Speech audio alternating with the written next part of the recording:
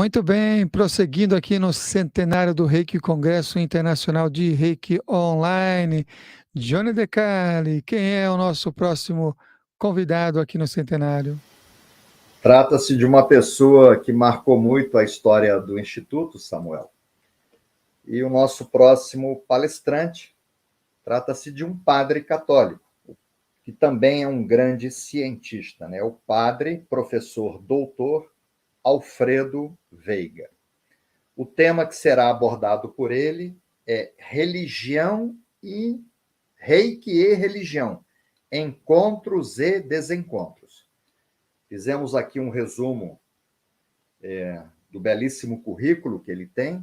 Ele é sacerdote, conforme já falamos aqui, é padre da Igreja Católica. Ele é graduado em psicologia, tem especialização em medicina chinesa e acupuntura. Ele tem doutorado em História Social pela Universidade de São Paulo, tem um segundo doutorado em Psicologia Social pela PUC de São Paulo. Ele atua em comunidades católicas, propagando centros de saúde integral. É um grande escritor, publicou já mais de 10 livros e, em 23 anos de atividade como mestre de Reiki, foi responsável pela iniciação de mais de 800 novos reikianos. Então, esse é o nosso próximo palestrante. Legal. E Johnny, compartilhe com a gente uma história com o Padre Alfredo. O Padre Alfredo surgiu na minha vida quando eu estava escrevendo o meu terceiro livro, Reiki, Amor, Saúde e Transformação. Ele deixou recado com Rita, eu dei retorno para ele. Ele me contou um pouco da história dele, que era padre, e que teve depressão e não conseguia sair da depressão, até que uma paroquiana, uma senhora que frequentava a igreja dele, ofereceu aplicar o reiki. Ele não sabia do que se tratava, ele começou a receber reiki e ele curou da depressão.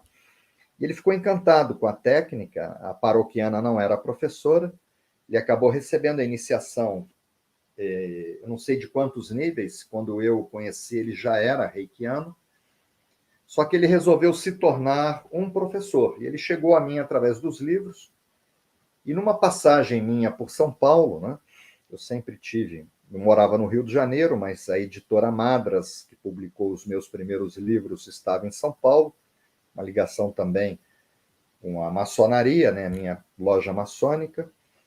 Eu fiz contato com ele, ele me convidou e fomos a uma missa, né, celebrada por ele em Embu-Guaçu. E eu me encantei, porque na hora da missa, durante a missa, ele levantou os braços e aplicou reiki nas pessoas, e a igreja ficava muito lotada. Para você ter uma ideia, as pessoas sentavam pelo chão, ficava gente do lado de fora da igreja. E eu percebi que as pessoas iam em busca de cura. E eu acabei tomando a decisão de iniciar o Padre Alfredo. Ele já era reikiano, rapidamente. Eu fiquei 4 dias com ele e fui fazendo as iniciações dele até o mestrado. Se tornou um grande professor. E me tocou porque depois eu acabei iniciando mais alguns padres na Espanha, principalmente na Espanha. Mas ele foi o primeiro sacerdote da Igreja Católica que nós iniciamos como mestre de reiki. É isso, Samuel. Que bacana. Então vamos lá. Reiki, religião, encontros e desencontros com o professor o Padre Alfredo Veiga. Muito grato, Alfredo, por estar presente, e a palavra é toda sua. Bem-vindo. Muito bem, estamos em mais uma partilha aqui do Centenário do Reiki, esse evento em parceria Instituto Brasileiro de Pesquisas e Difusão do Reiki e a TV Consciência Próspera. E hoje mais um tema especial, nesse momento mais um tema especial, Reiki e religião. Encontros e desencontros com o Padre Alfredo Veiga. Seja bem-vindo, Alfredo, como você está? Muito obrigado, estou muito bem. Um abraço a todos que estão nos ouvindo, que estão nos vendo agora, né, pela internet. Como que você está se sentindo nesse momento do centenário do Reiki, 100 anos do Reiki? Eu acho que é alguma coisa para comemorar, porque o Reiki passa por tantas transformações ao longo desse tempo todo, né? é alguma coisa que não fica parado. Portanto, de se comemorar e de, muitas vezes, fazer aquele retorno, né, aquilo que é original no Reiki. Então, um tempo muito importante também para se questionar algumas coisas, como o questionamento que eu trago hoje. Muito bem, uma das questões e uma das curiosidades, dos interesses também que as pessoas podem estar aqui acompanhando nesse centenário é, um padre, né, o padre fazendo também uma atividade ali conectada ao Reiki. E no seu caso em especial, como é que surgiu o seu interesse pelo sacerdócio? Isso desde a infância, né? É alguma coisa chamada vocação, alguma coisa que fica dentro da gente, querendo buscar um sentido maior para as coisas. Então, desde criança, eu já acompanhava a minha madrinha nas missas. Então, é uma coisa que vem desde a infância. E aí você disse que acompanhava sua madrinha, em que cidade que era? É na Você cidade de Itararé, no estado de São Paulo, na região de Sorocaba, mas próximo do Paraná já. olha aí. E é uma das coisas que você citou, né, vocação. Muitas pessoas, buscam um sentido da vida, um sentido do que está fazendo aqui, o que veio fazer aqui. O que você poderia trazer para as pessoas que estão falando assim: "Nossa, ele desde criança já sentia uma certa vocação, mas eu estou aqui acompanhando o centenário do Reiki e eu me sinto meio que perdido em relação à vocação. Como é que eu posso descobrir ou despertar a minha vocação ou o meu propósito dessa minha existência aqui?" Eu acho que você falou tudo já. A vocação tem a ver com propósito, né? É diferente de uma profissão. A gente escolhe uma profissão, mas vocação, ela nos escolhe, não somos nós que a escolhemos, ela que nos escolhe. Então, se trata de perguntar qual a minha função nesse mundo, qual a minha missão nesse mundo, né? O que eu posso fazer para tornar esse mundo um pouco melhor do que aquilo que eu encontrei. Então, vocação é isso, e é uma coisa que todo mundo deve se questionar ao longo da sua vida. O que eu estou fazendo da minha vida? Em que minha vida está fazendo a diferença nesse mundo? Isso que é vocação. Centenário do Reiki. E quando foi seu primeiro contato com o Reiki? Foi muito interessante, porque é engraçado que eu sofri muita crítica dentro da igreja, né? Por causa do Reiki, mas poucas pessoas sabem o que aconteceu. Eu vivi um momento de depressão, né? E eu procurei ajuda de sacerdotes, de pessoas religiosas, e não tive essa ajuda. E eu tive a ajuda de uma pessoa que me fala do Reiki. E eu recebi o Reiki e me senti assim totalmente novo. Foi uma cura no momento, foi uma transformação que eu tive. Eu saí daquele momento de angústia, de desespero próprios da depressão, né? Mas eu procurei antes pessoas da igreja e infelizmente eu não recebi nenhuma acolhida, nem de pares, nem de pessoas religiosas, é, até negativas, né? O padre está muito ocupado, não pode atender. E então as portas da igreja foram fechadas. Às vezes as pessoas ficam me julgando porque eu fui fazer reiki, né? Mas não julgam a sua postura, porque não acolheram, porque não acolhem, porque não abraçam, porque não socorrem aqueles que necessitam. E foi o reiki pessoas do reiki que me acolheram. Por isso que eu sou muito devedor ao reiki e acredito muito porque eu experimentei na minha própria pele. Depois que você passou, então, pelo processo de receber o Reiki, conta pra gente também que época, o que ano que foi. Você se interessou também pela formação em Reiki para partilhar? Conta um pouquinho mais dessa história que teve um início um tanto quanto desafiante e que gerou esses julgamentos todos que você comentou. Conta um pouquinho também desse seu interesse também pelo aprofundamento, pela formação.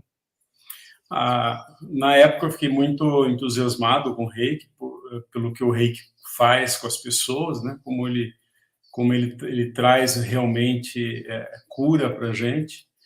E aí eu convidei o Johnny, né? Mandei um e-mail para ele, eu acho, no ano 2000 ainda. Nem sei se e-mail, não lembro se foi telefonema, mas eu entrei em contato com ele, mas achando que ele, um homem muito ocupado, famoso, ele não iria querer ir, né, na cidade onde eu era pároco, que é em Bugaçu. Mas ele aceitou imediatamente. E ele me fez reikiano do nível 1, nível 2, e imediatamente também me fez mestre de reiki. Nem passei pelo conhecido 3A, né? Eu já me tornei mestre de reiki já nos 3 primeiros dias do encontro que ele fez.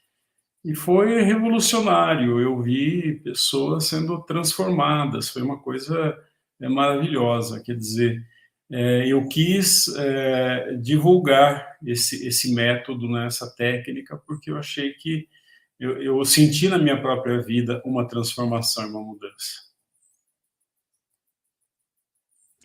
Você citou aí um encontro, né, que é o encontro com o rei, que a gente colocou o título, né, Encontros e Desencontros. E quais foram, então, esses desafios iniciais? Você estava lá como paróquio lá em Bugaçu. Quais foram os desafios iniciais para essa partilha do reiki? Pelo que eu vi aqui, pelo que o Johnny também falou aqui na abertura, né, a apresentação do seu trabalho, você já iniciou mais de 800 novos reikianos. Como foi, então, os desafios dessa parte da partilha inicial do reiki? É mais ou menos isso por isso que eu falava dos desencontros, né? As pessoas querem, e eu também quis fazer isso, né? Fazer um reiki cristão, mas para mostrar para as pessoas que o reiki não tem a ver com uma questão religiosa. Mas, enfim, as pessoas procuraram julgar, né? 10 pessoas, aí ninguém veio conversar nunca comigo e perguntar por quê, o que aconteceu, né? E então elas julgavam pelas costas, elas falavam pelas costas, me atacavam de todas as maneiras, né? Hoje eu não ligo mais, hoje pode atacar, pode falar o que quiser, e já isso para mim não faz diferença nenhuma, mas na época fazia, né?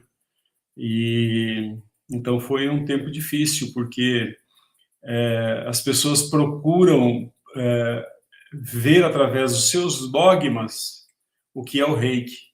Isso não dá certo, porque o reiki não assim como a acupuntura, não dá para ver a acupuntura ou a medicina chinesa através dos olhos cristãos, né? Porque não tem olhos cristãos. São técnicas orientais, são técnicas desenvolvidas com uma mentalidade diferente, né? Que é o povo do Oriente. E o povo do Oriente, na maioria das vezes, não tem um Deus, né? Como nós cristãos temos. E o reiki não tem isso. O reiki não tem Deus, não tem ligação nenhuma com religião. Então, as pessoas tentavam encaixar, desencaixar dentro de dogmas religiosos, e isso não dava certo. Então vieram as críticas por causa disso. Um ponto que você trouxe também agora que é interessante, né, que essa questão do entendimento do que é o reiki. Então, vou trazer a pergunta básica: o que é o reiki? E quando a pessoa se abre e se aproxima de você relacionada a essas questões, qual a explicação que você dá quando se pergunta, mas, Padre Alfredo, o que é esse reiki? O que é isso? Então, o que eu procuro desvincular mesmo da religião, né? Porque não tem nada a ver com a religião. Assim como outras técnicas, é uma técnica que busca a cura física, né? E assim como a gente faz a acupuntura, por exemplo, a acupuntura ela tem os seus locais, né, de aplicação, né? E assim também o reiki também tem os seus locais de aplicação. É uma imposição de mãos, né? Uma imposição de mãos. A gente não reza, a gente não fala nada, a gente não só coloca as mãos porque acredita que as mãos são um veículo de energia, né? De uma energia física que a gente pode a gente descobre essa energia em todos os elementos da natureza. Então essa energia ela está nas nossas mãos também, né? Então é isso, não é mais nada que isso. Traz para a gente, eu sei que você tem algumas formações, inclusive de doutorado e entre outras formações, mas traz para a gente uma definição de o que é religião e também o que que você entende na sua experiência de vida também sobre religião e espiritualidade, qual é o entendimento dessa questão também nessa sua prática cotidiana? É, muitas vezes a gente liga religião com espiritualidade, isso por causa da nossa mentalidade ocidental, né? E nós ligamos religião com práticas ou rituais, porque nós somos ocidentais, ou católicos ou protestantes. Então, religião para nós significa ir em determinado lugar e praticar determinadas coisas, né? E isso é religião, de fato, né? Mas espiritualidade é uma coisa muito mais ampla, é muito mais ampla. Ela abarca a religião, mas vai além da religião. Tem pessoas que não são religiosas, mas são profundamente espiritualizadas. Então, a espiritualidade ela não está ligada a nenhuma religião. A espiritualidade ela tem a ver com a experiência do transcendente. Na religião você tem o transcendente, mas é como se você fosse lá para servir o transcendente, né? Então você vai à missa, você vai ao culto, você tem algumas obrigações religiosas, então isso é como se fosse um serviço ao transcendente. A espiritualidade é um pouco diferente no sentido de que esse transcendente é trazido para dentro de cada um de nós, né? Então nós encontramos dentro de nós um templo. São Paulo já falava isso, né? Vocês são o templo onde habita Deus. E então ele tira um pouco dessa ideia de ir a um lugar, porque essa ideia de ir a um lugar está muito mais ligado às religiões pagãs, né? Como os gregos e os romanos, por exemplo, eles iam ao templo, né? Até a palavra templo é uma palavra pagã. A palavra igreja é uma palavra cristã, que significa um encontro, significa uma assembleia, significa uma reunião, né? A palavra igreja significa reunião, significa eu me reunir com outras pessoas que partilham da mesma fé para adorar o mesmo Deus, né? Então, se supõe que todos têm uma espiritualidade comum, né? Mas a palavra espiritualidade em si, ela vai muito mais além disso. No início da sua partilha, você trouxe um fato da sua vida, da sua conexão em relação ao Reiki, né, que foi um período, de depressão. Eu vou trazer aqui uma pergunta que é ligada com essa questão, que é noite escura da alma. Como é que a gente pode lidar com a noite escura da alma quando, como, o João da Cruz fala, né? Fala um pouquinho sobre essa perspectiva de uma das coisas, eu acho que você vai falar que é o Reiki, né, que foi uma das coisas que te ajudou bastante nesse momento, mas você sente que naquele momento também foi uma espécie de noite escura da alma? E como que as pessoas podem lidar com esses momentos de noite escura da alma? É muito interessante a sua pergunta, porque eu escrevi um livro chamado Depressão, a dor necessária. E eu escrevi esse livro por causa da depressão que eu tive. E a depressão, para mim, foi é um período, né, da noite escura mesmo, na minha alma, para avaliar a minha própria espiritualidade. É interessante aí o significado de espiritualidade, ele passa pela noite escura, ele passa por uma provação, né? onde nós saímos de uma fé que se fala para uma fé que se vive. Então, eu interroguei muito a mim mesmo sobre a minha própria postura interior. Daí eu saí totalmente fortalecido dessa depressão, porque eu aprendi que através dessa dor, né, essa dor, porque a depressão é uma dor típica da alma. Então, se a pessoa falar, mas a alma é espiritual, não sente dor. A depressão é a dor da alma. E eu, quando passei por esse período de depressão, eu aproveitei muito esse tempo, porque eu comecei a questionar a minha postura mesmo, a minha vida sacerdotal, minha vida cristã, e eu saí dali muito fortalecido, né? Foram 2 anos de luta, 2 anos de luta, e finalmente eu saí desse cenário, né? Porque eu descobri que Deus estava querendo falar alguma coisa para mim e eu não estava querendo ouvir durante muito tempo.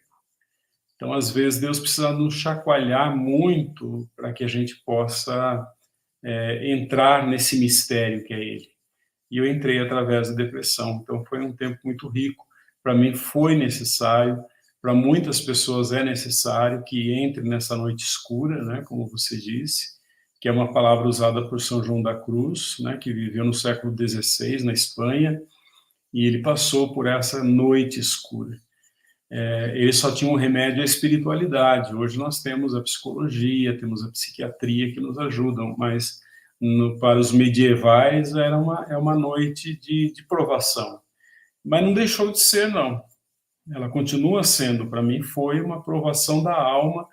A minha alma morreu e ressuscitou nesse período. Então foi muito importante para a minha consciência, né, espiritual.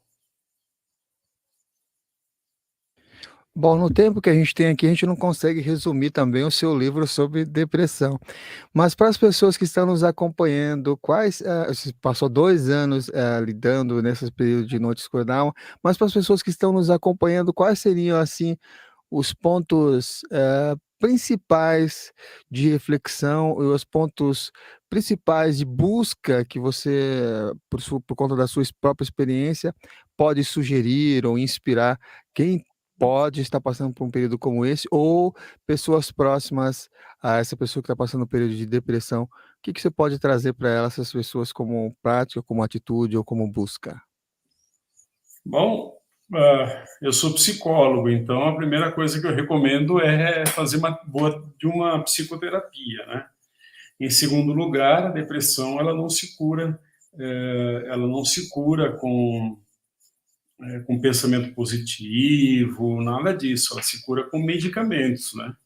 Então a gente sabe que hoje a medicina avançou bastante e muitas pessoas têm uma deficiência, por exemplo, de recaptação de serotonina no cérebro, né?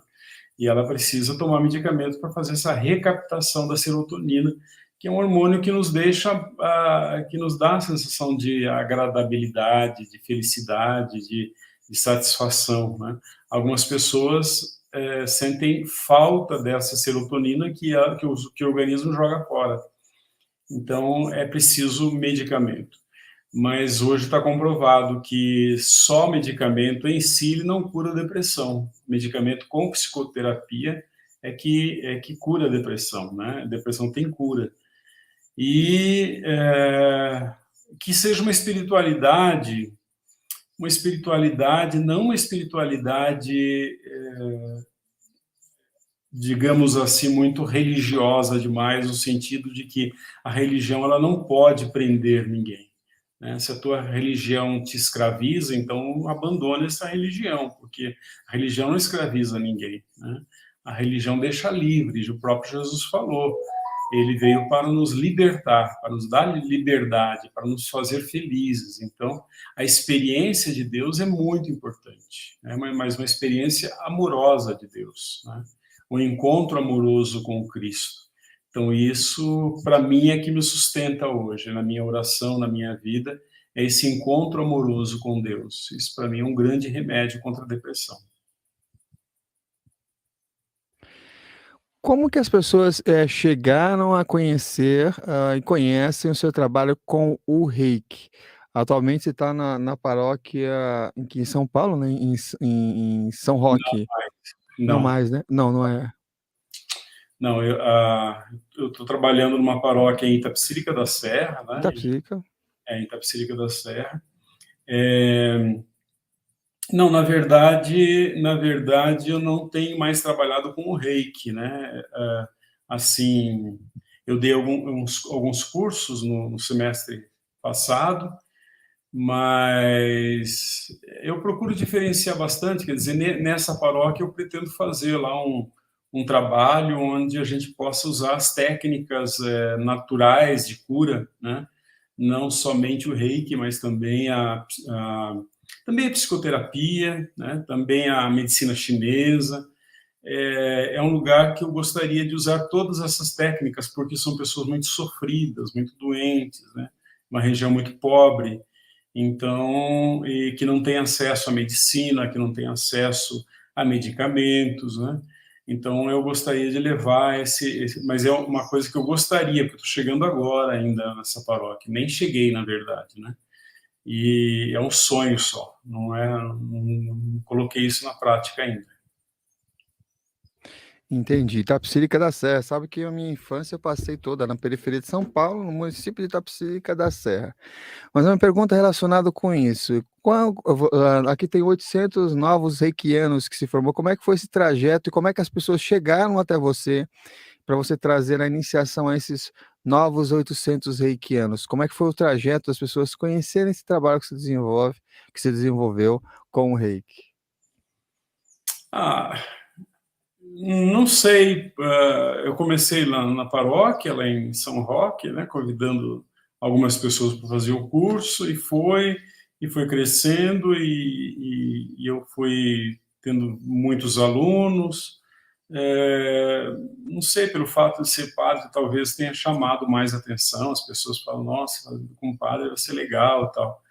Mas eu acho que é mais isso, eu não fiz muita propaganda, não. Aconteceu assim, né? E sempre acontece assim, eu vou num lugar passear e alguém fala, a gente é reikiano, gostaria de trazer alguém para fazer, daí eu falo que sou mestre de reiki, eu vou lá, dou o curso, é mais ou menos assim. Muito bom. São mistérios divinos que chega a divulgação do curso de reiki do Padre Alfredo. Uhum. Você tem informação também história da arte. De alguma forma a gente pode associar o reiki como sendo uma arte? É, ah, é, na verdade, tudo que a gente faz tem que ser artístico, né? No sentido de que o que significa arte? Arte significa fazer, né? No sentido mais primitivo, desde os gregos, Platão já falava, né, que arte é fazer. Inclusive, Platão ele desprezava a arte porque ele achava que arte era fazer com as mãos, enquanto existia uma outra um outro patamar, né, de fazer, que era o intelectual, que para ele era superior ao fazer com as mãos, né? Então daí que veio a palavra artesanato, né? É uma arte no sentido que a gente faz com as mãos, né? É a cura pelas mãos, então a gente utiliza o nosso próprio corpo. Então é uma arte totalmente cinética, uma arte que utiliza quem trouxe muito essa sensibilidade aí para o Reiki enquanto arte, que trouxe para o Ocidente e trouxe também através até da religião, né? Foi Shuhiro Hayashi. Foi ele que trouxe as posições do reiki, ele que valorizou as mãos, então a gente tem esse reiki artístico, mais artístico aí com Hayashi, né? Porque ele era um homem místico, né? Ele era um homem muito interessante nesse sentido de espiritualidade. Então a gente pode dizer sim que o reiki é uma arte. Antes de começar, a gente estava conversando um pouquinho aqui antes da gravação, e eu vou trazer uma pergunta relacionada a isso, que é meditação. A sua prática meditativa e qual a importância da meditação nesse mundo tão corrido e concorrido em termos de atenção em que nós vivemos? Ah, existe uma meditação que foi a que mais estudada, né, e está muito ligada à psicologia, que é o mindfulness. O que é o mindfulness? A mindfulness significa a mente toda, o pensamento todo. Significa que em tudo que você faz, você coloque toda a sua mente. O problema é que quando nós estamos fazendo uma coisa, estamos pensando em outra coisa. Isso traz ansiedade, e a ansiedade traz depressão. E então eu aprendi com a meditação mindfulness justamente a sentir o sabor das coisas naquele momento.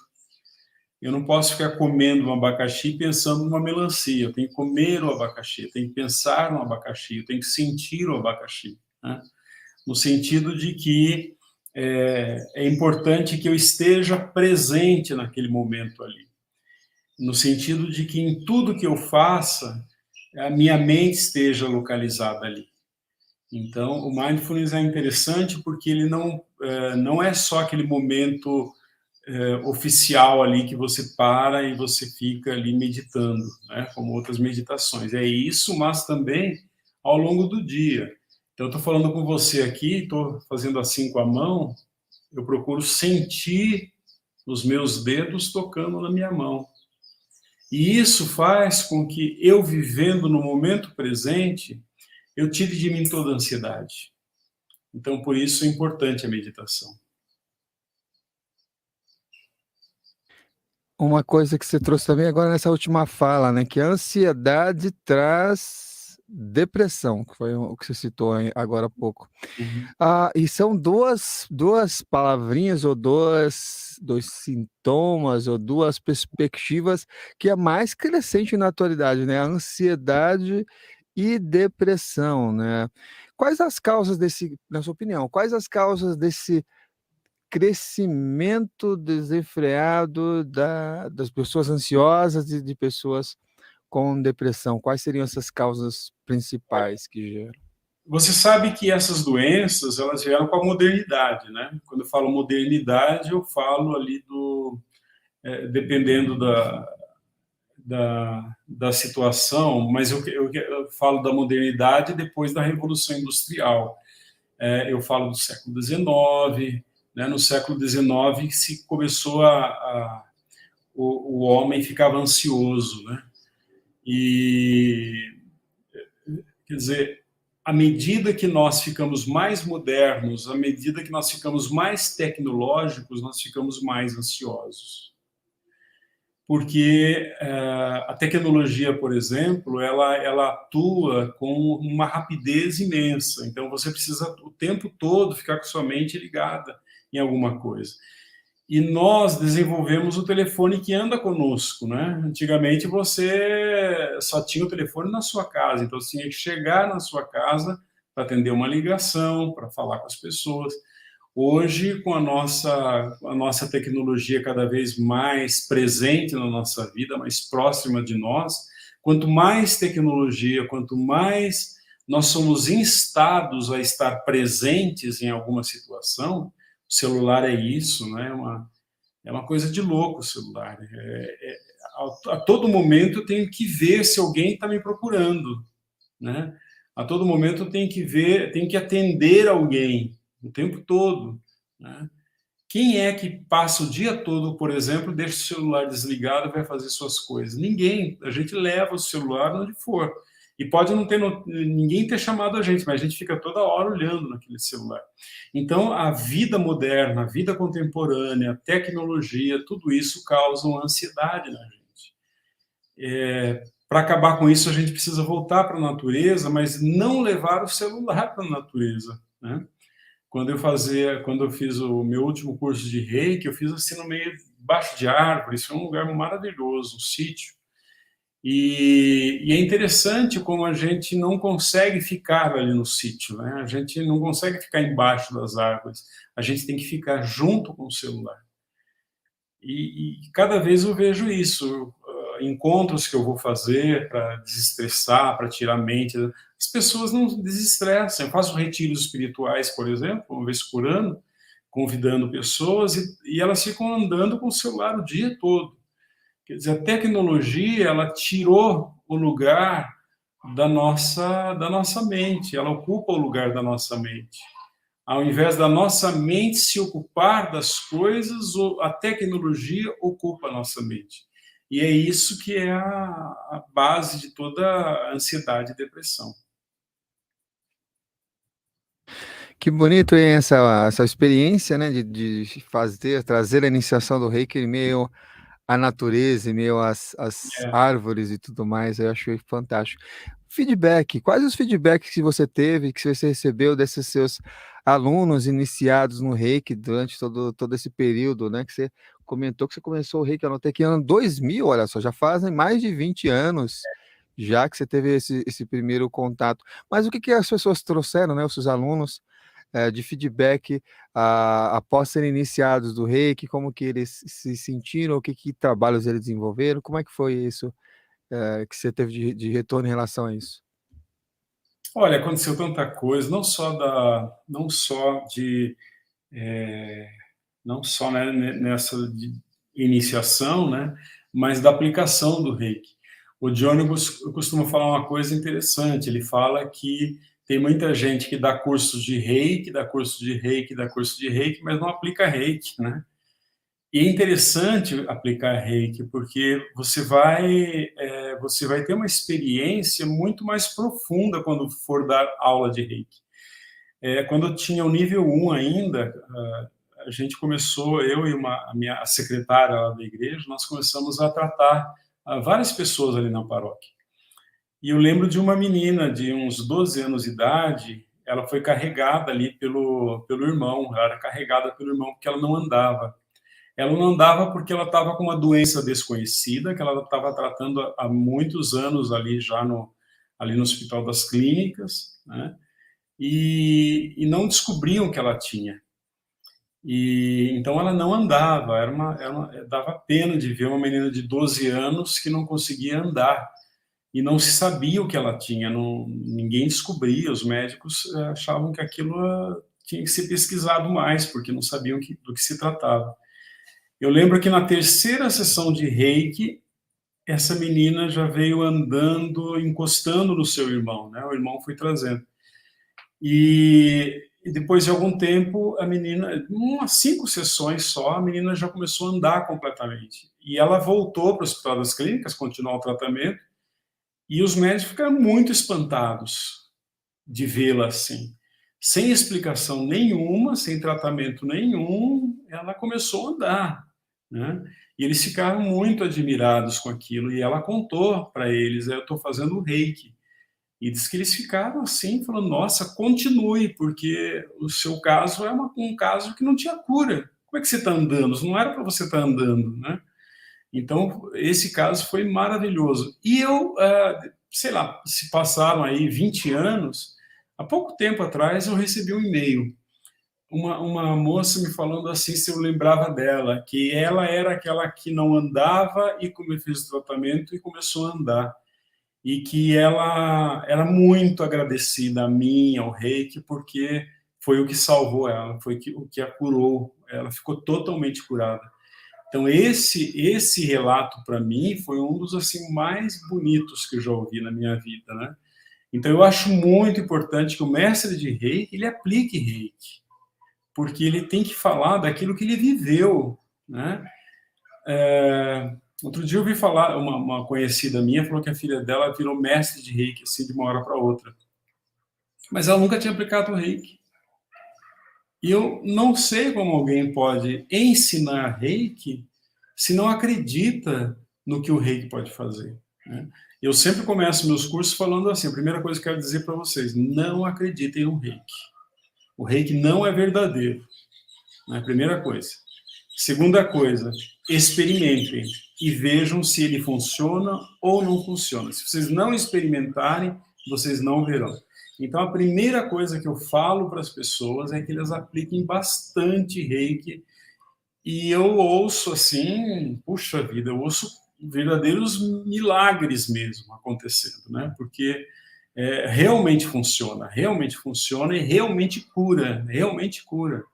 Eu sou testemunha viva disso. Os meus alunos, eles me contam coisas assim fantásticas, né? Coisas que a medicina não tinha como resolver o problema e resolveu no Reiki. Muito bem, a gente já está chegando aqui ao final dessa partilha sobre Reiki, religião, encontros e desencontros com o Padre Alfredo Veiga. E para nós concluirmos aqui nossa transmissão com o Padre Alfredo, eu vou pedir para ele deixar aqui uma mensagem para quem está acompanhando esse evento, esse centenário do Reiki. Então, a mensagem final, antes de nós subirmos aqui a nossa vinheta de encerramento. Mais uma vez aqui agradecemos aqui ao Alfredo pela disponibilidade, pelo carinho, partilhando aqui nesse centenário do Reiki.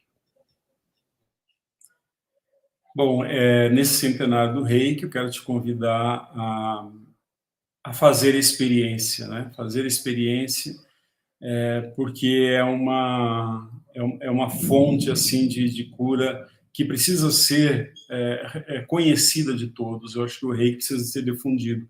E nisso eu quero aqui agradecer muito ao Johnny, porque eu conheci uma mestra antes do Johnny que tinha aquela ideia, né, de que o Reiki é só para alguns. E o Johnny foi assim muito importante na minha vida no sentido de que o Reiki tem que ser difundido para todas as pessoas e todo mundo tem que conhecer. Então não é só para alguns, mas é para todos. Então que eu convido você a fazer essa experiência, que é uma experiência maravilhosa.